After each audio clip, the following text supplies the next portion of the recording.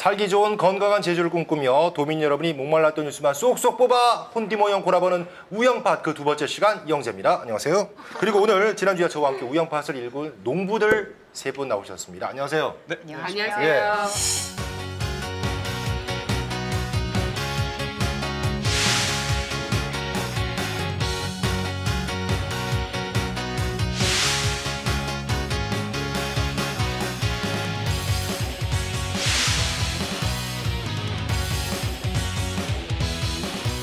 자, 드디어 첫 방송이 나갔습니다. 저희끼리는 이렇게 되게 좋았다, 분위기 좋았다 하지만 중요한 건 저희가 아니고 시청자분들, 그렇죠. 주위에서 보신 분들의 반응 아니겠습니까? 어제 제가 중요한 전화 한 통화를 받았습니다. 예. 바로 도의회 김태석 의장님으로부터 전화를 받았어요. 예. 저희가 우리 업무 추진비 좀 더 상세하게 공개했으면 좋겠다라는 어떤 이런 바람들을 얘기했잖아요. 네. 적극 수용해서 반영을 하도록 하겠다는 예. 우영팟의 첫 성과 보고드립니다. 이거 방송에서 나왔으니까 방송에서 나왔으니까 이건 지키시겠죠. 예. 네, 그러면서요. 정말 재밌었고 보셨네. 앞으로도 네. 정말 잘 챙겨 보시겠다는 1회부터 효과가 나타나기 시작했습니다. 네. 예. 그리고 우리 고지일 씨, 예. 지난번에 너무 멋진 목소리로 방송을 잘해주셨는데 저희 PD들이 정말 이것 때문에 참 힘들었다는 게 있었어요. 어떤? 예. 편집을 하려고 보니까 네. 왜 리액션을 찍을 때 네. 계속 태블릿 PC만 계속 보고 계셨다고. 제가 이런 방송이 또 처음이다 보니까 네. 무슨 말을 해야 될지 몰라가지고 네, 사실 그렇습니다. 이번의 경우 이렇게 제가 글을 다 적어놨거든요. 그래서 무슨 얘기를 해야 되나. 뭐 짜여진 각본 없이 이게 정말 라이브로 우리 지금 그냥 가는 거잖아요. 이게. 예. 아니, 필요가 없더라고요. 이게. 그러니까요. 그래서 오늘은 그냥 키워드만 몇 개 적어왔습니다. 첫 방송 이후에 주변에서 유익했다. 그리고 조금 더 속 시원했으면 좋겠다. 좀 더 세게 가자. 네. 그리고 방송 시간이 좀 길었으면 저희가 정말 보시는 분들도 좀 더 다양한 이야기를 들으실 수 있지 않을까 이런 생각도 좀 하게 됐어요. 방송 시간을 좀 늘려달라는 무한의 압박, 우리 제작진분들 잘 들으셨기를 바랍니다. 자, 오늘도 유익한 얘기를 나눠보겠습니다. 우영팟 그 두 번째 주제는요, 바로 이겁니다. 두령청하게 알지도 못하는 외방 사람들이 제주를 찾아오기 시작하였수다. 누겐지 알아지쿠게 양, 예멘이엔 한데서 온 난민들 맞음게.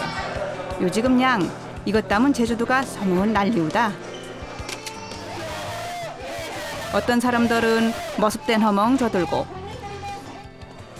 또시 어떤 사람들은 불쌍허된 허멍 도해져 사한대는데, 개매양, 우리들 먼 난민은 체함이라노난 아이고 어떤 하면 좋은지 거울과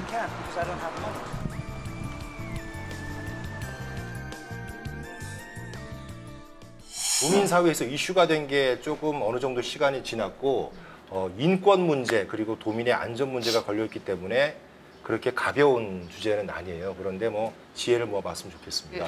아살라무 알라이쿰.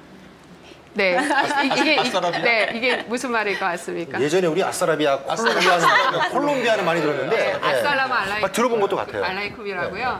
아랍어의 이제 기본적인 인사말입니다. 살라가 평화라고 살라. 해요. 당신에게 평화가 있기를 바란다. 이런 뜻인데요. 아랍어를 쓰시는 이제 예멘 난민이신데 고용이 되셨어요. 그래서 근로 현장을 제가 방문을 했습니다. 불편한 질문일지 모르겠지만 이제 동료들이나 사장님께 이렇게 대우는 어떻습니까? 하니까 저의 두 번째 가족입니다. 아하, 예. 라는 얘기를 그 말에 모든 게 담겨 하시더라고요. 있네요. 네, 이 고용주분이 어떤 연유로 이제 채용을 했을까, 인도주의적 이러한 사고가 뛰어나서 했을까, 이렇게 물어봤더니 필요한 한 해주게. 단순하네요. 네. 간단합니다. 일손이 없다. 출입국 관리사무소에서 연락이 왔다. 그래서 가봤는데 마당에 수백 명의 예멘 난민분들이 있는데 덜컥 겁이 나더래요. 그래서 1시간 동안을 그 마당에서 서성이다가 결국에는 이 분을 이제 채용을 했는데 그래서 굉장히 만족하면서 있는데 근데 나도 나강 예멘 난민분들 몰려 앉아계신 거 보니 무서워게 이렇게 얘기를 하시더라고요. 네. 복합적인 감정이 자꾸 왔다 갔다 하는 것 같아요. 이게 현실인 것 같습니다. 네. 네. 이렇게 이제 먼저 의지를 갖고 다가서고 또 얘기를 하다 보면 서로 이해되는 부분이 많은데 어떤 그런 공포증과 더불어서 난민 관련 괴담이 많은 게 사실이에요. 실제로 어떤 예멘인은 인터뷰에서 우리는 괴물이 아니다. 이걸 먼저 밝힐 정도로 심각한 그런 상황인데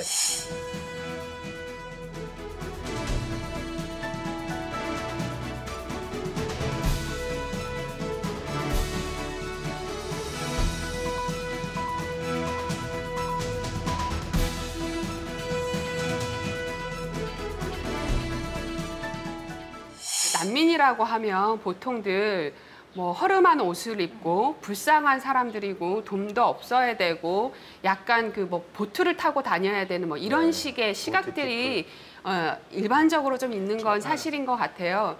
근데 정작 제주도에 들어온 예멘 난민분들을 보니까 차림새도 좀 깔끔하고 또 스마트폰도 들고 있고 막 이래서 정말 난민 맞냐 핸드폰 얘기를 많이 해요. 핸드폰 들고 다니는데 무슨 난민이냐 하는데 제가 2011년도에 콩고에 갔을 때도 그렇게 정말 어디 아프리카 다큐멘터리에 나오는 그런 풍경이에요. 정말 어느 집을 가도 아이들이 수십 명이 몰려들고 이러는데 그 아이들을 키우기 위해서 아버지는 굉장히 먼 곳으로 갈 수밖에 없습니다. 그리고 또 이 통신 수단은 휴대폰밖에 없어요. 이게 사치품이 아니라 그들에게 있어서는 생계 유지를 위한 기본 소지품이었다는 이러한 것들을 좀 알면 조금 이해가 되지 않을까 생각을 합니다. 한 국가의 일원, 그러니까 국민이어야 그 인간의 존재가 증명이 되는 시스템 안에서 전 세계 사람들이 살아가고 있거든요. 근데 본인이 태어난 국가에서 국민으로서 보호를 받지 못하거나 오히려 박해를 받는 상황들이 발생을 하게 돼요. 인종, 종교, 정치적인 자유, 그리고 특정 어떤 집단의 소속원이라는 그런 이유로 박해받는, 그래서 타국에서 정치적인 지위, 인간 존재를 증명해야 하는 그러한 사람들을 좀 일컫는 이야기이기도 하고요. 일단 조금 부연 설명을 드리자면 그 옛날 이제 중세 시대에 프랑스에도 이제 그 아시다시피 이제 기독교에도 구교와 신교의 갈등이 있었지 않습니까? 구교와 신교 간의 갈등을 없애기 위해서 혹시 사회 시간에 한 번씩 들어보셨잖아요. 낭트칙령이라고. 낭트칙령을 내리면서 기억이 나네요. 종교적인 평화가 이제 좀 찾아오는데 그 다우망이 그 낭트칙령을 철회해버려요. 그래서 신교도가 이 사람들이 위그노라는 사람들인데 이 사람들이 영국이라든가 스웨덴이라든가 독일이라든가 유럽 각지로 떠나버려요. 이 사람들을 영어로 레퓨지, 난민의 어원으로 보더라고요. 그래서 그 우리가 지금 스위스가 시계 제조로 유명하지 않습니까? 이 당시에 레퓨지들이 프랑스에서 빠져나가서 그 나라에서 정착을 하면서 발달시킨 산업이다. 오늘 준비들 그러게요. 많이 하신 것 같은데요. 예멘 난민분들에 대한 이야기잖아요. 그럼 예멘은 어떤 나라일까? 이게 참 도민들이 궁금하지 않을까라는 생각을 그렇습니다. 해요. 예. 그래서 제가 좀 살펴보니까 예멘이 북예멘, 남예멘으로 나뉘어져 있다가 1990년도에야 통일을 합니다. 그리고 2015년도에 아랍의 봄이라고 일컬어지는 중동 지역이었던 민주화 시위에 따라가지고 33년간 집권을 했던 살레 대통령이 사임을 해요. 근데 그 직후에 다시 내전이 일어나는데 1000일 동안 지금 일어나고 있는데 제가 좀 통계 자료를 보니까요. 그 1000일 동안 공습만 15,000여 건이 일어났다고 하고요. 그 1000일 동안 대략 사망자가 1,600여 명, 부상자만 5만여 명이라고 합니다. 이런 지금 아주 끔찍한 상황이라는 것들을 조금 알면 이해하는 데 좀 도움이 되지 않을까 싶습니다. 이제는 많은 도민들이 아실 거예요. 그렇다면 이분들이 왜 하필 다른 나라로 가긴 가야 되는데 왜 하필 우리 제주로 오게 되었나? 이제 국제 자유도시라고 하는 사람과 자본과 상품이 자유롭게 이제 이동할 수 있도록 제주가 그렇게 계속해서 조성이 되고 있잖아요. 이 조성이 되고 있는 와중에 그러면 사람을 자유롭게 오고 갈 수 있도록 비자가 없이도 여건만 있으면 제주에 누구나 들어올 수 있게 테러 지원국 같은 그런 국가만 아니면 어떤 국가의 국민이라도 들어올 수 있게 한 것이 이 무사증 제도인데 제주에는 이 무사증 제도라는 것 때문에 이렇게 한꺼번에 갑자기 많은 분들이 좀 들어오게 됐고 좋든 싫든 우리가 이 사회적인 충격을 이제 안고 있는 거죠. 네. 조금 덧붙여 말씀드리면 그로부터 10년 뒤에 아시아에서 최초로 난민법이 제정이 됩니다. 그리고 또 왜 하필이면 그래도 또 제주도였어야 됐느냐라고 얘기를 한다면 지난해 12월에 말레이시아와 제주도의 직항 노선이 개설이 됐어요. 그래서 꾸준히 한국으로 예멘 분들이 들어왔던 건 사실이지만 갑자기 왜 들어왔어라고 한다면 이 세 가지를 보면 결국에 받아야만 할 수밖에 없는 조건이었다. 그러니까 난민법이 보니까 이게 그 2008년인가 2009년에 새누리당 국회의원 하셨던 황우영 이분이 발의를 하셨더라고요. 네. 근데 이 발의 그 목적을 보니까 그 탈북 주민들이 중국을 거쳐서 이제 보통 저 국내로 많이 이렇게 들어오곤 하는데 그 중국 공안에게 잡히면 이분들의 국적 문제가 애매해지기 때문에 다시 북한으로 송환을 보낸다고 합니다. 그래서 이분들을 받아들일 수 있게끔 기존의 출입국 관리법만으로는 이게 부족해서 이게 난민법을 만들었다. 예, 이런 또 배경이 있었다고 하더라고요. 예. 그래서 그 개정 작업들이 네. 뭐 계속 후속 조치들로 네. 이루어지고 있는 것으로 제가 알고 있습니다. 무사증 제도 이제는 그 좀 강한 의견들은 아예 폐지하자 아니면 대폭 손질해야 된다 이렇게 주장하는 분들이 많은데 어떻게 보세요? 우리가 이제 2002년부터였나요? 우리가 국제자유도시 특별법에 의해 가지고 그 당시에 제주도는 왜 과연 국제자유도시를 추진할 수밖에 없었는가?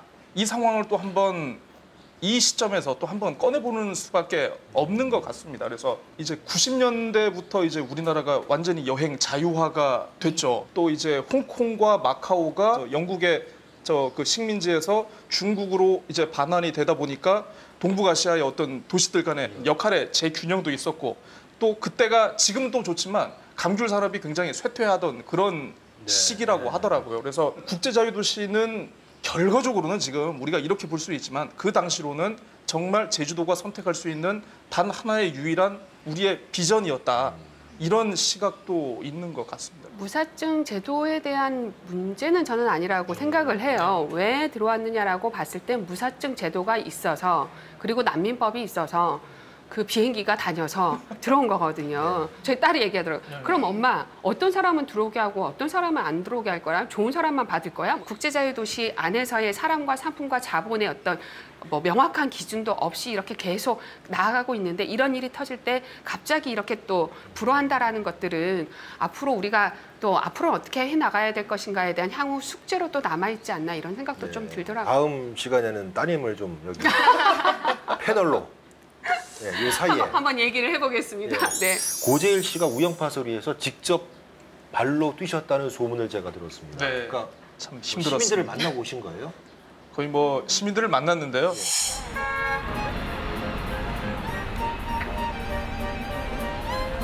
친구들 미안해요. 저 성기 연주에서 나왔는데 혹시 시청 공무원이고 얘기 좀 들어보려고 하는데 혹시 잠시만 좀 북한 사람들 맞아. 얼굴 가려줄게 얼굴 가려줄게. 예, 나는 저 그렇게 생각해. 남고 3학년?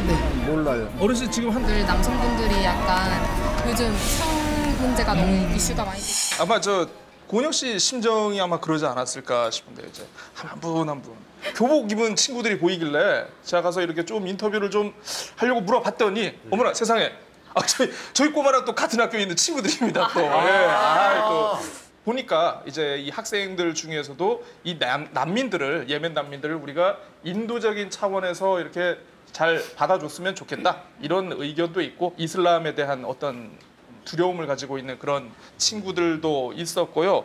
아직까지는 반대가 훨씬 많은 게 사실이에요. 네. 왜 국민들은 이렇게 반대 의견이 많을까? 이번 내용을 그 준비하면서 떠올랐는데 88년 하면 뭐 혹시 생각나는 거 있으십니까 혹시? 80 너무 빠른 거 아니에요? 얘기죠. 네, 굴렁쇠, 굴렁쇠. 아 굴렁쇠. 네. 예. 또 네. 저는 호돌이. 88년도에 그 올림픽 개막식에 뿌렸던 비둘기가 생각이 나거든요. 불태워진 예. 비둘기. 근데 이 비둘기가 예. 국산종이 아니고 외래종이래요 이게. 예, 외래종을 일부러 그 개막식 퍼레이드를 하려고 그걸 데려왔는데 이게 지금 이 전국 그러니까 이 대한민국 어딜 가나 볼 수 있는 이 이른바 이게 닭둘기들 네. 이런 여기 번식을 한 강한 번식력을 또 가지고 있고. 그래서요. 무슨 얘기를 하실 건지 그래, 진짜. 예. 자, 그러니까 네. 사실 그러니까 저도 참 말을 꺼내기가 애매한 게 그 예멘 난민 문제에 대해서 걱정을 하는 분들도 계신데 그분들도 그런 것 같아요. 뭐라고 말은 못 하겠는데 뭔가 좀 그런 데자뷰 현상이 이렇게 좀 떠오르는 거 있거든요. 네. 본질적인 것은 어쨌든 불안하다는 거잖아요. 네, 그렇죠. 그럼 왜 불안한가라고 보면 그냥 불안한 겁니다. 그냥 두려운 거지 이걸 막 뭔가 유치해내서 어떻게가 아니라 맞아요. 우리 아이가 학교 갔다가 돌아오는데 그분들이 물이 지어 있는 걸 보고 집에 와서 엄마 너무 겁나 이 말 한마디거든요. 사실 이렇게 우리나라 역사적으로도 근현대만 봐도 이렇게 급격하게 한 국가에서 수백 명 혹은 수천 명의 난민이 들어온 것이 처음은 아니에요. 70년대 때 베트남 전쟁이 끝난 다음에 다시 본국에 귀국을 했을 때 베트남인들이 1000명 정도가 같이 들어왔다고 해요. 네. 1000명이요? 네, 1000명 정도가 같이 들어왔는데 난민 수용하는 곳이 90년대까지 있었더라고요, 보니까. 네, 맞아요. 그리고 그때 당시에 들어오셨던 분들이 뭐 다시 베트남으로 돌아가시거나 혹은 한국에서 정착하시거나 큰 무리 없이 사회에 좀 흡수가 됐었고 그리고 박근혜 대통령 재임 당시에 한 500여 명의 시리아 난민들을 받았던 그런 최근의 기억도 있거든요. 그분들은 이제 난민으로 인정된 분들은 많지 않고 난민 인정자도 아니고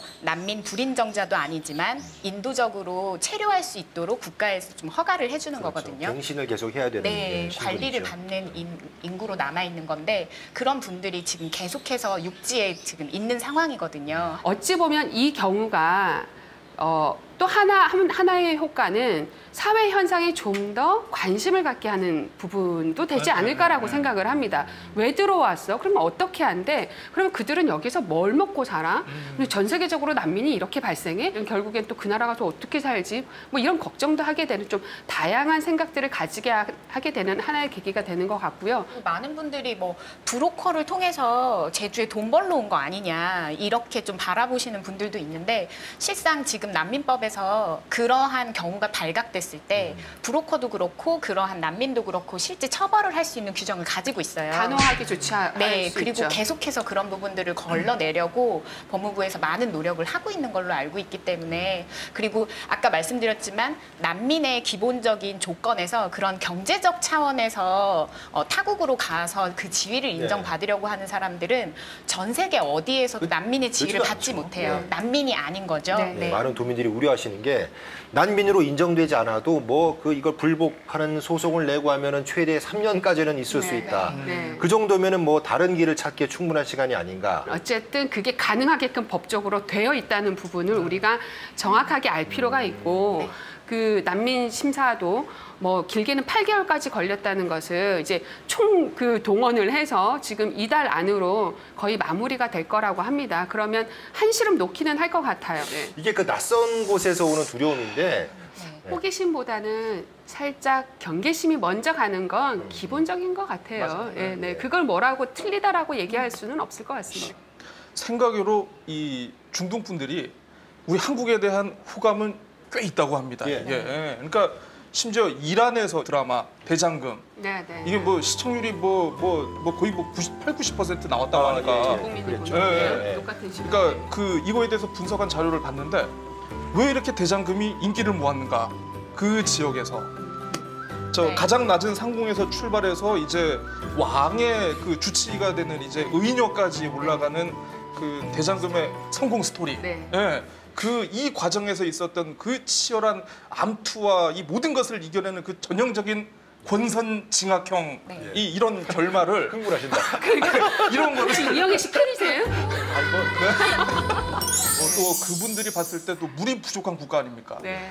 어디를 가다 이제 시냇물이 졸졸졸 흐르고 그냥 바가지 딱 들면 물 한 잔 딱 마실 수 있는 이런 자연 환경 그리고 무엇보다 여성들이 좀 노출을 하진 않잖아요. 네, 그분들은 네. 조선 시대에 우리 보면 이제 여성분들이 이렇게 이제 이 문화적인 코드가 뭔가 비슷하다는 동질감이 거예요. 좀 느끼네요. 예, 네. 막연했던 네. 한국이란 나라가 네. 이 중동 사람들한테는 이게 확 온 거죠. 네. 이게 아직은 우리는 좀 그게 없는 것 같아요. 저쪽에. 네. 예. 그렇죠. 특히 제주는 예멘 난민이 한꺼번에 왔기 때문에 정말 그 도 그리고 아까 말씀드린 의회 그리고 우리 시민들 사회단체들 각각의 역할이 상당히 중요한 것 같은데 저는 여기서 의회와 도정의 역할이 무엇보다 중요하다고 생각을 해요.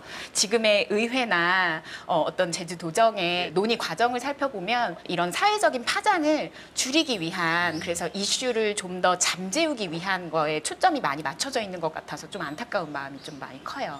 엄밀히 따지면 난민 업무가 국가의 사무죠. 이게. 법무부도 계속 예, 그렇게 얘기하고 그래서 있습니다. 우리의 책임입니다라고 예. 얘기. 국제 정세가 워낙에 지금 2초에 한 명씩 난민이 발생하고 있는 상황이거든요. 6,800만 명의 난민들이 지금 세계를 떠돌고 있다고 해요. 그러면 각 나라에서 난민 협약에 가입된 각 나라에서 떠안아야 할 마땅한 책무가 있다고 좀 그렇죠. 보여지는데 아주 구체적으로 지금 난민이 이렇게 한꺼번에 들어왔는데 이거를 심사할 전국의 인원이 40명도 되지 않아요. 38명이라고 하더라고요. 네. 그리고 사실 그동안 근데 그거는 유입된 난민이 별로 없었기 때문에 준비를 철저히 못한 거겠죠. 네, 그리고 그 최근 몇 년간 급격히 증가세였는데 여기에 대한 논의가 전혀 없었던 거죠. 그리고 그러니까 난민을 승인하고 그 역할을 맡는 그 난민위원회에서 작년에 6번의 회의를 통해서 각 회의마다 평균적으로 750여 명 정도의 난민을 심사를 했다고 해요. 그러니까 사실상 그 실제적인 부분이 거의 없었다라고 좀 비춰지는 그런 부분들이라서 이런 어떤 실무적인 역량, 인프라를 법 체계 내에서 좀 빨리 구축하고 강화하는 것이 1차적인 좀 숙제가 아닌가 그 생각을 합니다. 그렇습니다. 네. 근데 처음에 이렇게 시작을 해버리면 아주 극소수지만 나중에 이게 점점 너무 많아질 것 아니냐. 그럴 때는 우리 도민들은 어떻게 할 것이냐. 이런 걱정도 사실은 하고 있는 분들이 계시더라고요. 이제 그런 부분들은 실은 저도 걱정이 돼요. 그리고 또 한편으로는 또 난민 신청이 안 되신 분들 걱정도 돼요. 그렇죠. 네, 같이 걱정이 됩니다.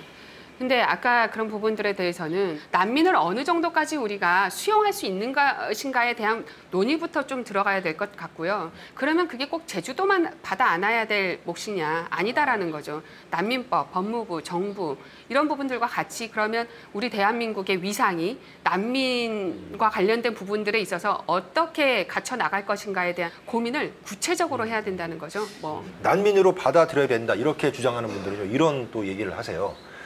우리도 4.3 때 일본으로 많이 가지 않았냐. 그리고 6.25 전쟁 났을 때 얼마나 많은 국제사회에 도움 받았느냐. 과거로부터 우리가 받은 숙제가 있는 것 같아요.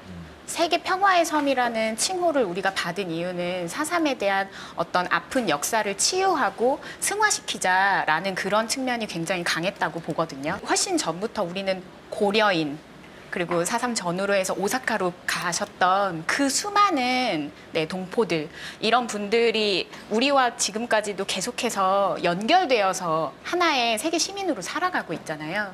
그런 것들을 좀 비추어 보면서 지금 우리가 좀 풀어나가야 할 숙제가 무엇이 있느냐. 근데 도민들께서는 그 숙제가 너무 어려워요.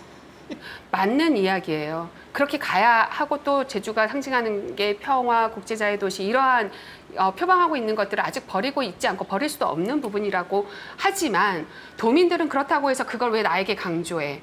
내가 그거 결정해서 라는 입장은 충분히 이해해야 되는 부분이라고 저는 생각을. 인터뷰를 다니면서도 야, 더 이상은 좀 받으면 곤란해 하면서도 지금까지 온 사람들에게는 야, 경에도 온 사람들은 먹고 살아보자는 사줄게. 와신데 어떡할 거니? 이런 얘기들이 많더라고요. 그래서 사람을 바라볼 때 그 이영재 아나운서나 고은영 씨나 그리고 박주희 씨가 외모를 바꿀 수는 없잖아요. 바꿀 수도 있고. 바꿀 수는 있구나. 고치기도 하고. 사실은 바꾸고 싶기도 해요. 바꾸고 싶어요. 뭐 사실 그냥 그렇습니다. 살려고요. 저도 바꾸고 싶습니다. 괜찮아요. 자, 하지만 외모를 바꾸지 못하면 결국 그 사람을 바라보는 우리의 시선을 고치는 방법밖에 없거든요. 정답인 것 같습니다. 네. 끝으로 지난주에 이어서 오늘의 송키를 세 분에게 물어보면서 접도록 하겠습니다. 그런데 지난주 오늘의 송키에서 여러 가지 의견들이 나왔습니다. 일단은 너무 좀 장황했다. 마지막에 간결하게 딱 끊는 게 있어야 되는데 그게 없었다. 두 번째, 맞습니다. 오늘의 송키잖아요. 송키가 말씀드렸듯이 채소란 뜻인데 오늘의 송키 그러면은 송키가 나와야 되는 것 아니냐. 뭔가 채소를 앞에 딱 말씀을 해주시고 거기에 맞는 풀이를 하는 게 좋지 않겠냐는 의견이 있었습니다. 그래서 제가 이제 앞서서 세 분께 부탁을 드렸고 한 분씩 오늘의 송키를 들어보도록 하겠습니다. 준비를 어떻게 하셨을지 기대가 됩니다.